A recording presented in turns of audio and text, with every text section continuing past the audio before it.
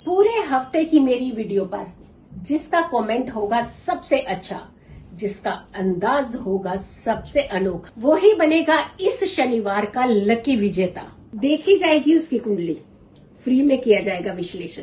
मेरी इस हफ्ते की सभी वीडियोस पर करना है आपको कमेंट और मैसेज पर भेज देनी है अपनी कुंडली की पूरी डिटेल। तो जानेंगे इस शनिवार लकी कौन। नमस्कार, मैं हूं आचार्य जीतू सिंह, आपकी अपनी लाइफ डिजाइनर। सबसे तो पहले मैं सब लोगों का बहुत बहुत धन्यवाद करना चाहती हूं जो आप मेरी वीडियोस को बहुत सराह रहे हैं, यानी आपको मेरी वीडियोस बहुत पसंद आ रही हैं। और यकीन मानिए, मैं अपने आप को एक सौभाग्यशाली समझती हूं अगर मेरी वीडियोस के माध्यम से आपका या आपके परिवार का फ़ायदा हो रहा है। मुझे बहुत सारे लोगों के मैसेज मिले हैं जिसमें बहुत सारे लोग उसमें ऐसे हैं जिन्होंने अपनी कुंडली भी नहीं दिखानी है लेकिन बहुत अच्छे मैसेजेस किए हैं। यकीन मानिए, दिल को छू लेने वाले मैसेजेस थे। आपका बहुत बहुत आभार, बहुत बहुत धन्यवाद। क्योंकि जहाँ परिवार होता है और परिवार की एप्रिसिएशन आ जाता है तो वहाँ आपका स्ट्रेंथ बहुत ज़्यादा बढ़ जाता है। ये आपकी अपनी वीडियोस हैं, इन्हें शेयर कीजिए, लाइक कीजिए, सब्सक्राइब कीजिए चैनल को और बहुत सारे लोगों तक ये वीडियोस भेजिए ताकि हो सकता है आपके माध्यम से उनको भी फ़ायदा हो जाए। और कहीं ना कहीं अगर उनको फ़ायदा होगा तो ये सारे अच्छे कर्मा आपके खाते में स्वयं जुड़ जाएंगे। चलिए अब बात करते हैं कि 5 जून को जो चंद्र ग्रहण पड़ने वाला है, ये बड़ा चंद्र ग्रहण है। देखिए, मैं एक चीज़ आपको बहुत क्लियर बता दूं, बहुत सारे लोग कहते हैं कि चंद्र ग्रहण यहाँ पे भारत में उसका कोई प्रभाव नहीं है। डेफिनेटली जो ऑर्बिट का हिस्सा होता है उस जगह उसका प्रभाव होगा जहाँ पे ये चंद्र ग्रहण पड़ रहा है। लेकिन आपको एक चीज़ बता दें, जब भी कोई ग्रह पीड़ित होता है तो उसका प्रभाव व्यक्ति विशेष पर ज़रूर होता है। चंद्रमा पीड़ित है तो चंद्रमा किसी खास कंट्री का तो है नहीं, या हमारे भारत का नहीं है तो विदेश का है। हाँ, कुछ हिस्सों में उसका ग्रहण का प्रभाव ज़रूर होता है, उस समय यहाँ पे प्रभाव नहीं होगा। बट प्लैनेट पीड़ित होगा, जब प्लैनेट पीड़ित होगा तो व्यक्ति विशेष को डिस्टर्ब करता है।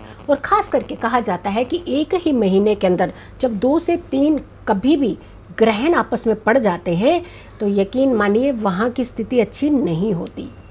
प्लैनेट ही पीड़ित होंगे तो पूरे देश को उथल पुथल मचा देंगे, बड़ी जान माल की क्षति का इशारा करते हैं, बड़ी आपदाओं का इशारा करते हैं। तो ऐसे में क्या हमारा क्या फ़र्ज़ बन जाता है। देखिए, व्यक्ति विशेष की अगर हम बात करते हैं, जब एक कड़ी जुड़ती है तो कितनी कड़ियाँ इकट्ठी हो जाती हैं। यानी जब 10 से 15 लोग इकट्ठे अगर कोई दुआ मांगते हैं तो यकीन मानिए वो दुआ भी तो कारगर साबित होती है।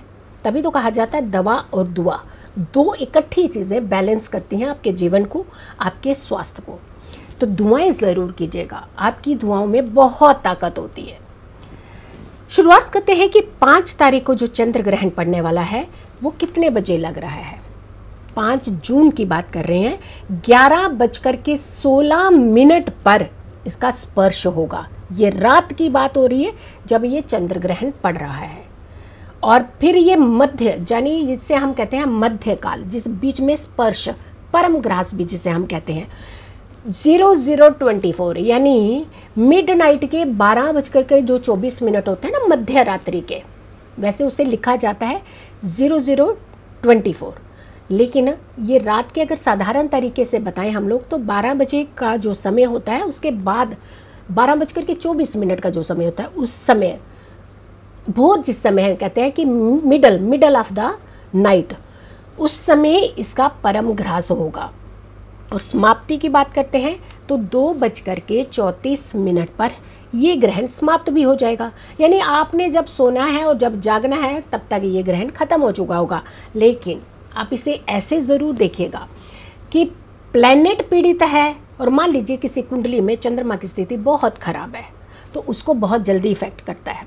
ग्रहण कभी भी बच्चों को और बुज़ुर्गों को ज़्यादा इफेक्ट करता है। फिर दूसरी बात, बीमार व्यक्तियों का ध्यान रखने की बहुत ज़्यादा ज़रूरत होती है। तो इन सारी चीज़ों का आपने खास करके ध्यान रखना है। अब हम कुछ विशेष करके राशियों के ऊपर भी बात करेंगे। अब जैसे हमने कहा कि 3 ग्रहण एक साथ आने वाले हैं, जुलाई में भी एक ग्रहण पड़ने वाला है, लेकिन स्टार्टिंग में ही पड़ रहा है, महीने के अंदर की एवरेज में आ गया। 5 जुलाई को पड़ेगा दूसरा ग्रहण, चंद्र ग्रहण, और जो बीच में एक बड़ा ग्रहण पड़ रहा है वो जून के महीने का 21-22 का जुड़ता हुआ जो ग्रहण है वो है सूर्य ग्रहण, जो कि पूरे भारत में दृश्य है, बड़ा ग्रहण है और इसका इम्पैक्ट भी बड़ा ही है। उसके बारे में भी हम वीडियोस बनाएंगे, लेकिन हम अभी चंद्र ग्रहण की बात कर रहे हैं। मैं फिर भी आप सभी को एक छोटे छोटे प्रिकॉशंस, एक अपने आप को बचाने का तरीका ज़रूर बताऊंगी। मेष राशि की बात कर लेते हैं, जल्दी जल्दी छोटे पॉइंट्स में बता रही हूँ, और लास्ट में एक उपाय जो है उसे आपने ज़रूर नोट करना है, ज़रूर देखना है। मेष राशि की बात कर लेते हो, मेष राशि वालों को आपको थोड़ा सा अपनी फैमिली को लेकर के अटेंटिव रहना पड़ेगा, क्योंकि थोड़ा सा उनमें गड़बड़ हो सकती है, लड़ाई हो सकती है, झगड़ा हो सकता है, तनाव बढ़ सकता है, अननेसेसरली से चिड़चिड़ापन भी आ सकता है। तो आप थोड़ा सा धैर्य रखेंगे तो ये समय जो है ये बीत जाएगा। वृष राशि की बात कर लेते हैं, तो आपने खास करके अपने वर्क का खास करके ध्यान रखना है, क्योंकि अपने काम में कोई कोताही नहीं करनी है। अगर आप बिजनेस पर्सन हैं तो अपने व्यापार को बिल्कुल हल्के में ना लें, जैसे भी हो सके, लेकिन कोशिश कीजिएगा अपने व्यापार की तरफ आपको ज़्यादा ध्यान रखने की ज़रूरत है। और पेरेंट्स का खास करके माता जी के स्वास्थ्य को आपने थोड़ा सा इग्नोर नहीं करना है, उन्हें तवज्जो देनी है। यानी अगर ज़रा से भी उनकी हेल्थ ख़राब है तो इमीडिएट आप डॉक्टर की सलाह ज़रूर लीजिएगा। मिथुन राशि की बात कर लेते हैं, तो मिथुन राशि वालों आपको ये ध्यान रखने की ज़रूरत है, फाइनेंस से जुड़ी हुई दिक्कत हो सकती है, यानी फाइनेंस के मामले में कोई कोताही ना बरतें। मान लीजिए आपने किसी को धन देना है तो किसी के भरोसे में ना रहें, आप स्वयं या तो जाएँ या फिर अपना बहुत ही करीबी खास व्यक्ति अपने साथ लेकर के जाएँ, तो ही किसी भी धन के लेन देन को आप कर सकते हैं। कर्क राशि की बात करते हैं, तो कर्क राशि वालों के लिए तो चिड़चिड़ापन हो सकता है, क्योंकि चंद्रमा कर्क राशि के लॉर्ड होते हैं। तो ऐसे में आपके तो बिल्कुल इम्पैक्ट करेगा, आपको दिक्कत करेगा, आपको परेशानी कर सकता है, आपके मन में उथल पुथल मचा सकता है, मानसिक स्थिति को थोड़ा सा डिस्टर्ब कर सकता है, क्रोध आ सकता है। तो आपने कोशिश करनी है कि अपने क्रोध के ऊपर कंट्रोल रखना है। उपाय बताऊंगी लास्ट में, जो उपाय आपने ज़रूर करना है, हर किसी को ये उपाय करना है, ये दान ज़रूर करना है।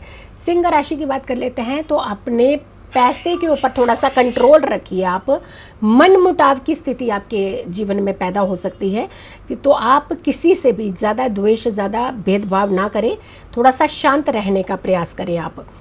कन्या राशि की बात कर लेते हैं, तो कन्या राशि वालों आपको भी बहुत अटेंटिव रहने की ज़रूरत है।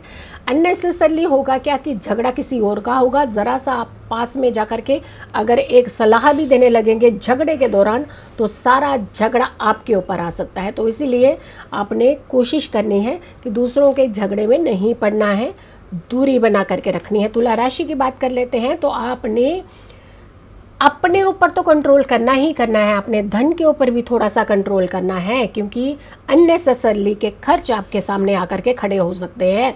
तो कोशिश करिएगा, अगर आपको ज़्यादा ज़रूरत नहीं है उन चीज़ों की तो अवॉइड कर सकते हो, तो आप बेवजह का जो खर्च है उसे अवॉइड करने का प्रयास करें। वृश्चिक राशि की बात कर लेते हैं, यहाँ चंद्रमा नीच की स्थिति में होते हैं। चंद्रमा सिर्फ और सिर्फ वृश्चिक राशि में नीच के होते हैं, और यहाँ पे उनकी कंडीशन अच्छी नहीं, और नीच का चंद्रमा और ऊपर से चंद्र ग्रहण। तो देखिए, 2 सीधी ऐसी समस्याएं इस राशि वालों को डिस्टर्ब कर सकती है। आपका तो कॉन्फिडेंस ज़ीरो हो सकता है, आपको अपने में चेंज लाने के लिए थोड़ा मेडिटेशन का सहारा लेना पड़ेगा, पूजा पाठ का सहारा लेना पड़ेगा।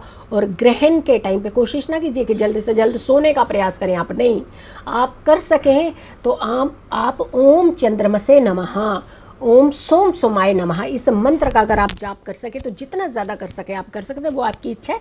लेकिन मिनिमम कहा जाता है कि 3 माला यानी 108 बार, पर माला का प्रयोग नहीं करना है, उंगलियों से, फिंगर्स से गिन करके ही आपने मंत्र जाप और पूजा करनी। आपको एक चीज़ और भी बता दूंगी मैं इसमें कि पूजा करने वालों को किस चीज़ का खास करके ध्यान रखना है। पूजा की बात नहीं, जाप करने वालों को किन चीज़ों का ध्यान, पूजा तो नहीं करनी है, लेकिन जाप करने वालों को किस चीज़ का खास करके ध्यान रखना है।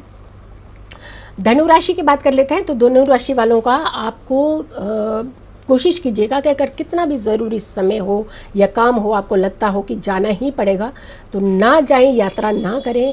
एक जगह से दूसरी जगह का प्रस्थान आपके लिए इस समय ठीक नहीं है। और ख़ास करके 3 दिन पहले और 3 दिन बाद तक अगर परहेज़ कर सके तो ज़रूर कीजिएगा। हो सके तो आप इस समय धन का लेन देन भी टाल दीजिएगा। मकर राशि की बात कर लेते हैं तो आपकी इनकम में हो सकता है थोड़ी सी कमी हो सकती है, थोड़ी सी बौखलाहट हो सकती है, क्योंकि खर्च हो सकता है ज़्यादा हो जाए और आपकी इनकम का सोर्स नहीं बन पा रहा हो।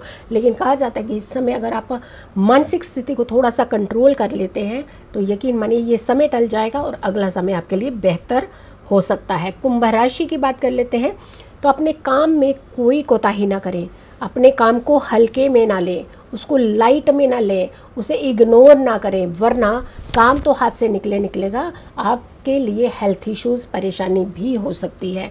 तो अटेंटिव रहने की बेहद ज़रूरत है आपको।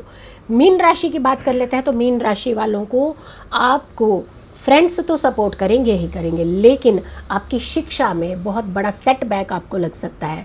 तो कोशिश कीजिएगा, क्योंकि ग्रहण का जब भी प्रभाव होता है 15 डेज़ पहले और 15 डेज़ आगे तक इसका प्रभाव ज़्यादा रहता है। वैसे कहा जाता है कि 40 दिन के सर्कल तक इसका प्रभाव रहता है, लेकिन 15 डेज़ तक ये ज़्यादा इम्पैक्टिव रहता है। और 15 डेज़ तक अगर मात्र अभी ये ग्रहण ख़त्म ही होगा तो जून का ग्रहण लग जाएगा, जो कि सूर्य का बड़ा ग्रहण है। तो ऐसे में आपको बहुत ज़्यादा अलर्ट, अटेंटिव और अपने कामों की ओर फोकस करने की ज़रूरत है। उपाय की बात कर लेते हैं कि हर किसी को उपाय कैसा करना है। और साथ के साथ आप लोग, खास करके जब हम पूजा की बात कर रहे थे तो पूजा नहीं करनी है। ज़्यादातर लोगों का प्रश्न आता है कि हम कौन सी पूजा कर सकते हैं। आप सिर्फ और सिर्फ अपने मंत्र जाप कर सकते हैं, अपने इष्ट देव का नाम ले सकते हैं, अपने भगवान का नाम ले सकते हैं। भोलेनाथ की आराधना आप मंत्र जाप के द्वारा कर सकते हैं। और ना तो आपने आसन लेना है और ना ही आपने माला का प्रयोग करना है। फिंगर्स के ऊपर ही आपने जाप करना है। मन शांत करके ही जाप कीजिएगा, क्योंकि मानसिक स्थिति का लॉर्ड होता है चंद्रमा, ऐसे में ग्रहण लगना अच्छा नहीं माना जाता है। उपाय के तौर पर आप इस उपाय को ज़रूर कर लीजिएगा, क्योंकि ये उपाय सिर्फ आपकी सुरक्षा के लिए है, आपकी स्वस्थता के लिए है, आपकी मानसिक स्थिति को बेहतर करने के लिए है, आपके मन को कंट्रोल करने के लिए है, आपकी नेगेटिविटी को दूर करने के लिए है। तो आप इस उपाय को ज़रूर कर लीजिए। चंद्र ग्रहण के दौरान जैसे ही आपको लगता है कि 11:16 पर इसका स्पर्श होना है, तो आपने लगभग 11 बजे के आसपास आपने अपने घर में एक सफ़ेद 1.25 मीटर का कपड़ा लेकर के उसके ऊपर 1.25 किलो चावल रख देने हैं। और हो सके तो छोटा सा चांदी का टुकड़ा भी रख सकते हैं और एक सिक्का ज़रूर रखें उसमें। ये सारी सामग्री आपने ज़मीन के ऊपर रखनी है, क्योंकि बिना आसन के होनी चाहिए, यानी उसके नीचे आसन नहीं होना चाहिए।